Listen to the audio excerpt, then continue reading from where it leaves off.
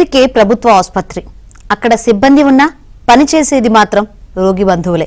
అవును, పశ్చిమ గోదావరి జిల్లా ఆచంట సామాజిక ఆరోగ్య కేంద్రంలో సిబ్బంది నిర్వాకంపై స్థానికులు ఆగ్రహం వ్యక్తం చేస్తున్నారు.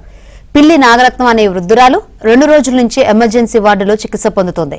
నిన్న ఎమర్జెన్సీ వార్డు నుంచి జనరల్ వార్డుకు తరలించే క్రమంలో వృద్ధురాలు స్ట్రక్చర్ పై యూరిన్ పోసుకుంది. దీంతో దానిని శుభ్రం చేయాలని వృద్ధురాలు కుమారుణ్ణి సిబ్బంది పట్టుపట్టి శుభ్రం చేయించింది. దీనిపై స్థానికంగా ఆగ్రహ ఆవేశాలు వెల్లువెత్తుతున్నాయి.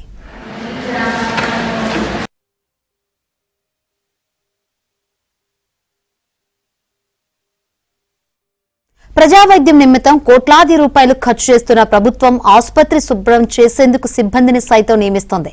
కానీ ఇక్కడ అధికారులు కుటుంబ సభ్యులతో పనులు చేయించడం వివాదాస్పదంగా మారింది. ఇటువంటి సంఘటనలు పునరావృతం కాకుండా చూడాలని ఉన్నతాధికారులను కోరుతున్నారు.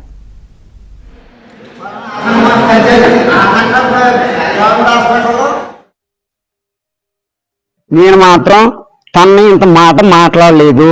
కావాలంటే సీసీ కెమెరా ఇన్పుట్ ఉంటది. సీసీ కెమెరా ఇన్పుట్ లో వాళ్ళ సీసీ కెమెరా తీసుకోవచ్చు, ఇన్పుట్ తీసుకుని చూపించుకోవచ్చు. నేను చేసింది నేను వీడియో తీయించుకున్నాను, వీడియో కూడా సెండ్ చేయగలను. అది మాత్రం నాకు జరిగిన అన్యాయం. నా చేత మా అమ్మ పాస్ పోసేసింది తెలవకుండానే. పాస్ పోసేస్తే నేను తుడుచుకోవాలా? ఇంత అవినీతి ఎక్కడుంది? ఏంటిది? అంత దారుణమా? ఎందుకు చేయాలి పని?